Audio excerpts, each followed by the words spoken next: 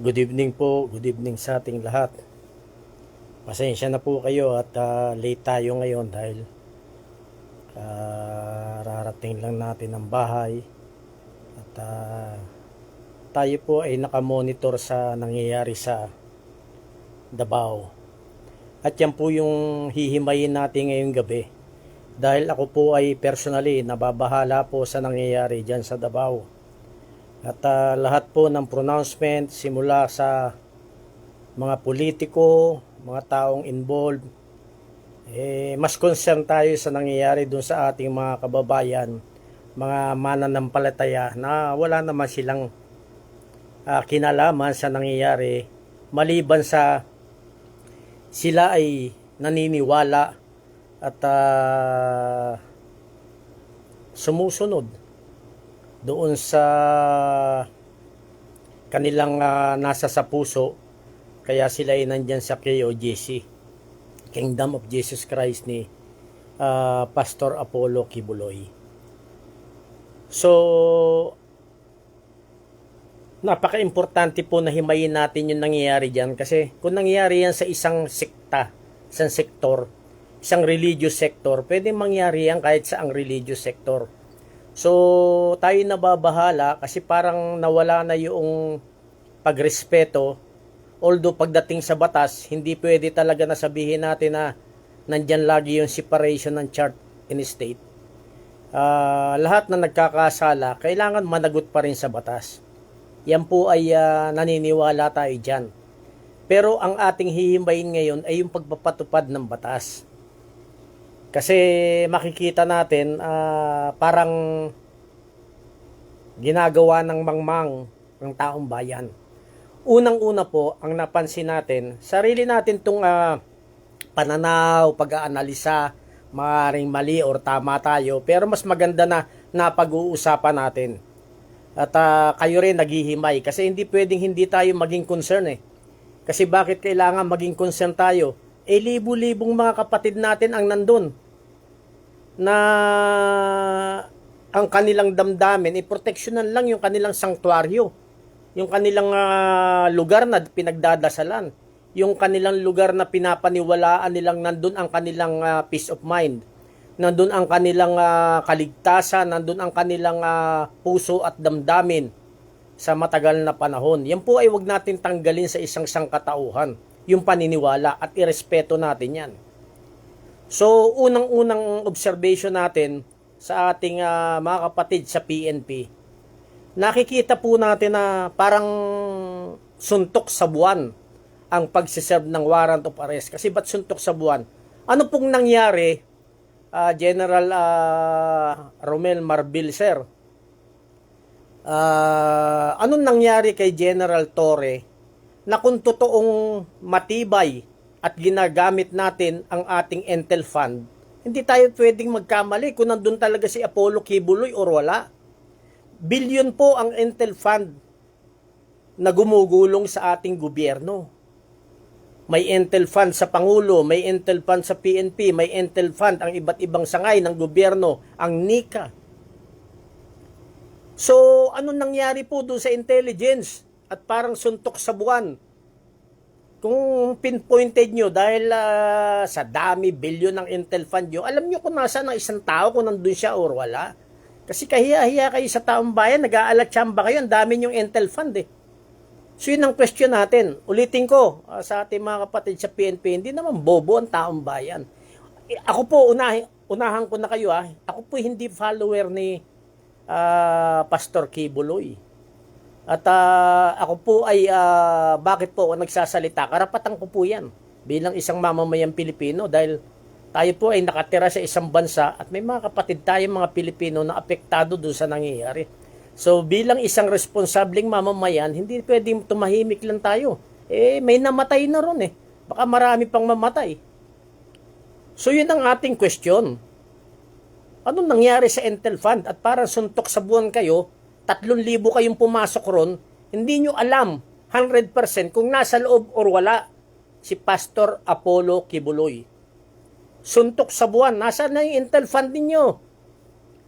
Tapos, may pronouncement ang IBP. Anong sabi ng IBP? Integrated Bar of the Philippines, Davao chapter yan, kung di ako nagkakamali. Hindi nila inaalis na kung may kasalanan si Pastor Apollo Kibuloy, harapin niya. Yan ang sabi ng IBP. At hindi nila masisisi or sinisisi ang PNP sa pagpapatupad ng batas. Kung yan ang gustong ipatupad ng korte, walang magagawa, susundin talaga ng PNP yan.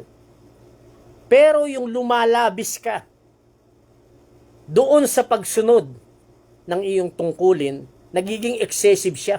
Lumalagpas siya doon sa sinasabi natin na inherent right ng bawat tao. Ang inherent right po natin, paulit-ulit natin sinasabi, kahit wala pa yung batas na gawa ng tao, ang inherent right, binigay sa atin ng Panginoon Diyos. Pwede kang makipaglaban ng patayan kapag ka ang buhay mo nalalagay sa alanganin. Inherent right po yan eh. Sa hayop nga, merong ganyan eh. Sipain mo yung aso, sipain mo kahit anong hayop, lalaban sila. Kasi nararamdaman nila, in danger yung buhay nila. So, yan po yung sinasabi natin na huwag dapat excessive at nandun pa rin yung pagrespeto sa taong bayan. Kasi bakit may pulis? Dahil sa taong bayan eh. Kung wala ang taong bayan, wala rin ang pulis. Ganun lang po kasimple yan. At ang kapulisan, kailangan, nandun yung full respect. Kahit na sa isang sineserve nila ng warrant, dapat may respeto sila. Kasi nga, sabi nga ni General Torre kay Attorney Torion, kahit ayaw ninyo, papasok kami dyan. At sa husgado na lang kayo magreklamo. Tama po yun. Pero yung the way na sinabi niya, mali. Hindi ako sumasaludo kay General Torre. The way niya sinabi yun. Kasi may arrogance. Parang pinapakita niya, parang sila na yung Diyos eh. Pero nakikita ko nung sinasabi niya yun. General Torre, sir, tandaan mo, ang posisyon hindi pang habang buhay. At pag nagpalit na ang leadership ng bansa, baka balikan ka. May, hindi pananakot yan. Yan ay normal na nangyayari sa bansa natin. Hindi mo pwede sabihin na wala kang kamatayan. Lahat tayo mamamatay. So habang ginagampanan mo ang iyong tungkulin, nandun pa rin yung pagiging humane mo. Nandun pa rin, hindi nawawala. Hindi nawawala yung pagmamahal mo sa kapwa mo. Kung nagpapatupad ka ng batas at nandun pa rin yung pagmamahal sa kapwa mo, malumanay kayo nag-uusap, nagpapaliwanagan. Kung ako kay General Torre, ang sinabi ko kay Attorney Torion, Attorney Torion, halika, sama tayo. Sama tayo, Attorney Torion, samahan mo nga ako, i-guide mo nga kami dyan sa loob. Dapat ganun ang sinabi niya. Hindi yung sa ayaw mo, sa gusto, papasok kami dyan. Sa husgado ka na lang magreklamo. Parang pinapakita nila na mas mataas pa sila sa taong bayan. Yan po ay mali. Ulitin ko ha. Parang pinapakita niya na mas mataas pa siya sa taong bayan. Yan ay mali po. Kahit military, hindi pwedeng maging mataas sa taong bayan. Maging kapulisan, hindi pwedeng maging mataas sa taong bayan. Nandun pa rin yung pagiging humane nila. Yung pagpapairal ng pagmamahal sa kapwa. So yan po yan. Pananaw po natin yan. At makikita mo yung mata. Kung 3,000 sila ron, ako magsasabi ha, inoobserbahan ko bawat video, lahat yata ng video na panood ko na. Inoobserbahan ko yung mga pulis na nandun.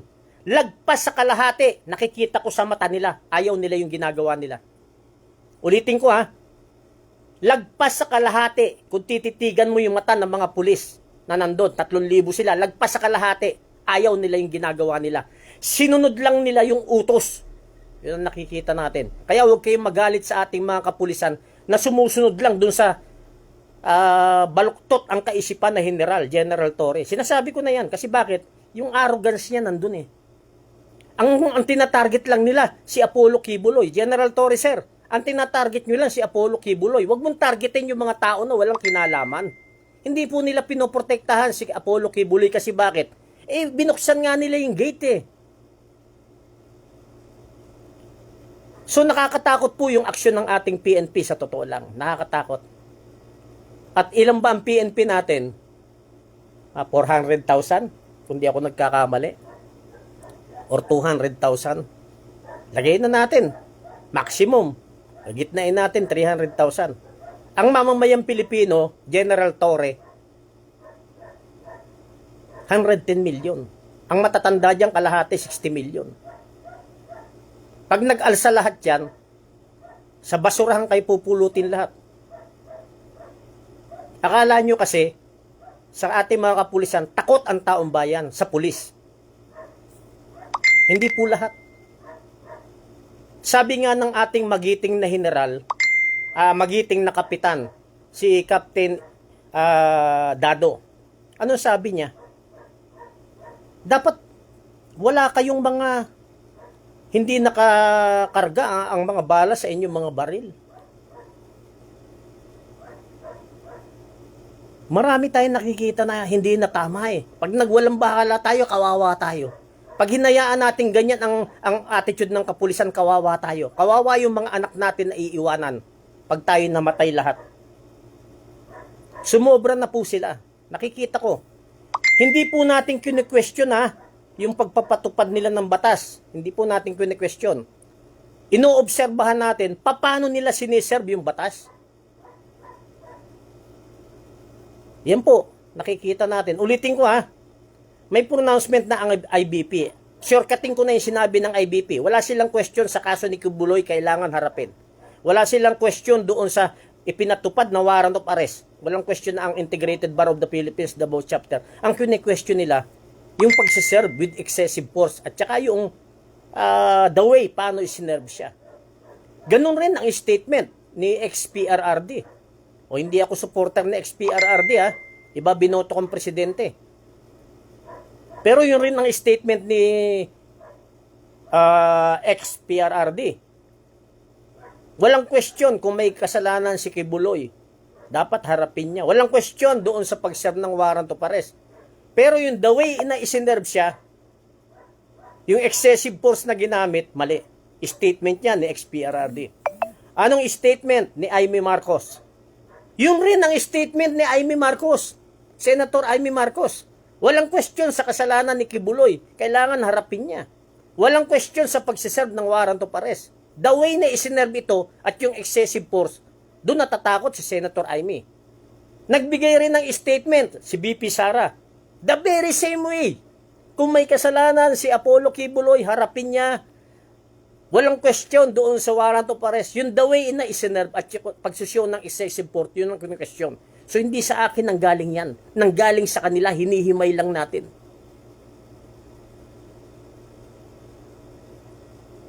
So yan talaga ang ating naoobserbahan, nakakatakot sa totoo lang. At General Torre, kahit sa pamunuan ng PNP, pag nakikita ng taong bayan na gumagamit kayo ng excessive force, hindi nyo na binibigay o hindi nyo na pinapakinggan yung sinasabi ng taong bayan, delikado po yan. Ako po magsasabi ng tapatan pagka ganyan ang mga pulis, maisipan ko na mag-armas ako. Labanan na tayo. Labanan na tayo kasi patayan na eh. Hindi nyo na nare-respeto taong bayan. Ano pa yung saysay ng ating konstitusyon? Ano pa yung saysay ng ating inherent right? Ulitin ko yung inherent right Wala pang batas ang tao na ginawa, na isinulat. Meron nang ipinamana sa atin na batas ng Diyos. Ipinamana nung dakilang lumikha. Yung naglikha sa atin, sino man yan, alien man yan, o Panginoon Diyos man yan, o kahit na, sino pa yan na pinapaniwalaan natin, may lumikha sa atin. Kaya tayo nandito. Yung lumikha sa atin, binigyan tayo ng minanang karapatan.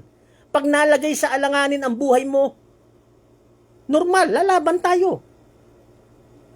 Pag nakasalalay ang natitira nating dignidad, lalaban tayo. Pag buhay natin ang nasa bingit ng alanganin, lalaban tayo. Pag binabiolate yung ating karapatan na mabuhay ng payapa, lalaban tayo. Ang inherent right po natin para sa ating kapulisan, sana ma-share nyo ito, sa pamunuan ng ating PNP, ang inherent right is universal. Pangkalahatan dito sa buong mundo, universal. Fundamental, napaka-basic. Hindi mo kailangan nag-aral ka para maintindihan mo. Yan po ang inherent right. At unalienable. Hindi po siya pwedeng baguhin ng batas ng tao. Bigay po yan ng ating Panginoong lumikha Ulitin ko pag nalagay ang buhay namin sa alanganin, lalabang kami ng patayan. Inherent right po yan. Pag sinasalaula nyo na yung aming dignidad bilang tao, lalaban po kami ng patayan. Inherent right po yan. Maniwala kayo sa ating kapulisan. Hindi takot ang karamihan ng taong bayan. Maniwala kayo. At hindi lang kayo ang may armas sa bansang ito. Nandiyan ang ating mga kapatid na MNLF. Nandiyan ang mga kapatid natin na MILF. Marami sa mga yan nakakaintindi ng tama. Nandiyan yung mga kapatid natin sa bundok na NPA na naniniwala sa kanilang pakikibaka. May mga private citizen, mga negosyante na may baril. So hindi lang kayo ang may baril sa bansang ito. Pag nag-alsa lahat yan, maniwala kayo. Kagulo ang bansa natin. Maniwala kayo. Huwag yung tinatakot lahat ng taong bayan. Diyan lang sa Davao eh. Bigyan ko kayo ng senaryo. Diyan sa Davao. Maraming may armas dyan. Paano kung magising lahat yan? So this is the right time na makialam ang ating military. General Romy Browner, sir, ako po'y nananawagan sa inyo. It is right time. Alam ko, papanigan ako ng mga noble military generals. Wala po tayong sinasabi na pababain si BBM. Wala po tayong sigaw. Personally, ako wala. Na i-take over ang gobyerno. Wala pong ganon. Or kumakampi tayo kay Sara or kay... Wala pong ganon. Ang sa atin po, ang inaangat natin, karapatan ng taong bayan at yung ating karapatan na mabuhay ng payapa. Taong bayan po ang ating nire-representa. Yung mga maliliit na sektor ng ating lipunan na hindi makapagsalita sa nangyayari, yun po ang ating nire-representa. General Browner, sir, Chief of Staff of the Armed Forces of the Philippines, it is about time na manindigan na kayo. This is the right time. Natatakot po tayo sa nangyayari sa Davao dahil may kasama ang mga PNP na mga US forces. Bago po ako magtapos, hihimayin natin yan. Maaring mali ako or maaring tama ako. If mali ako, I will stand to be corrected. Sasabihin ko, pasensya na kayo, nagkamali ako. Ito ay sarili kong pananaw at pag-analisa. General Browner, sir, ang PNP may mga kasama silang Amerikano. Nakita naman may mga flag ng Americans yung iba. May mga civilian pa dyan, naniniwala ako. Pero mga Amerikano. Sambayan ng Pilipino. This is not about Apollo Kibuloy. Ulitin ko, sambayan ng Pilipino. This is not only about Pastor Apollo Kibuloy. Tandaan niyo yung sinabi ko. What the government is doing through the PNP is penetrating Mindanao.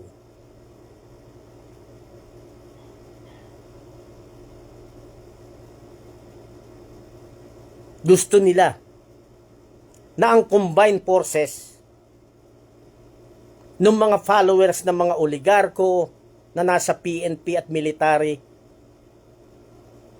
katuwang ang Amerikano,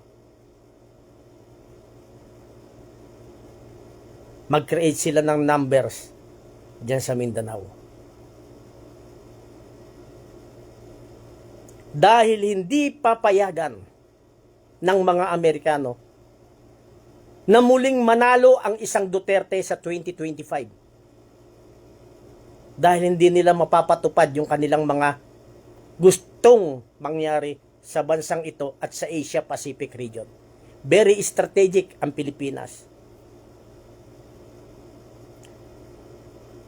Alam nila na pag nagkaroon ng gera, ang pinakamuog natin at stronghold natin na tatakbuhan ng taong bayan ay Mindanao.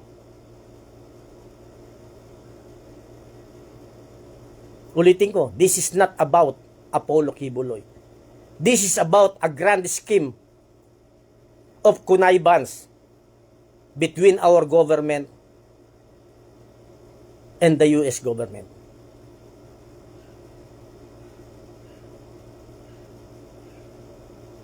Maaring mali ako, maraming tama ako. Pero we are entering now our Rubicon. Pag sinabi mong Rubicon, patawid na tayo sa point of no return pag hindi tayo nanindigan.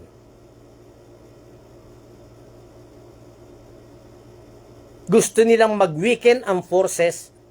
Gusto nilang hindi makapag-join forces lahat ng malaking pwersa sa Mindanao. Sa ating mga kapatid na kapulisan, nakita ko sa inyong mga mata, kalahati, more than kalahati ng mga pumasok yan, makikita natin sa kilos, sa galaw, sa mukha nila, ayaw nila yung ginagawa nila. Nagkataon lang na pulis sila at kailangan sundin nila yung isang general na nag-uutos sa kanila. Yan po nakikita natin. Maraming mababait nating kapulisan, maniwala kayo. Maramihan. Maraming mababait at nakakaunawa na ating mga kapatid na sundalo. Maniwala kayo.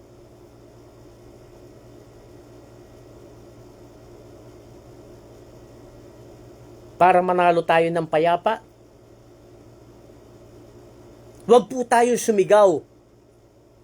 Ulitin ko kung isi-share nyo ito, i-share nyo. Kung ayaw nyo, nasa sa inyo yan. Kung gusto nyo ng peaceful, winning, sa greatest struggle na kinakaharap ng bansa natin at ng ating mga kababayan, kasama ang ating pamilya, pamilya ng mga sundalo, pamilya ng mga pulis, apektado rin lahat yan. Pamilya natin, apektado, lahat tayo. Para manalo tayo, walang sigaw na pababain ang presidente. Walang sigaw na i-take over ang gobyerno. Walang sigaw na iupo si Sara Duterte. Walang sigaw na sinusuportahan natin si Apollo Kibuloy. Walang sigaw na kinakampihan natin ang mga Duterte, ayaw natin sa mga Marcos. Walang sigaw na politika. Ang isigaw natin, tama na, enough is enough. Yung atrocities, yung tyranny na nararanasan natin ngayon, tama na. Itama na natin lahat. Yun lang ang sigaw natin. Magsama-sama tayo sa kalsada, labas sa politika. At bawiin natin ng naaayon sa konstitusyon ang ating gobyerno. Bago ko magtapos, kung ang taong bayan magsasama-sama at kukwestiyonin ang maraming mali na nangyayari sa ating executive branch, na nangyayari sa ating legislative branch at nangyayari sa ating judiciary, very powerful ang People's Initiative para bawiin ang kapangyarihan sa mga taong iniluklok natin. Tayo ang nag-upo sa kanila. Bawiin natin pansamantala at itama natin ang lahat. In a democratic country, sovereignty resides from the people and all government authority emanates from us.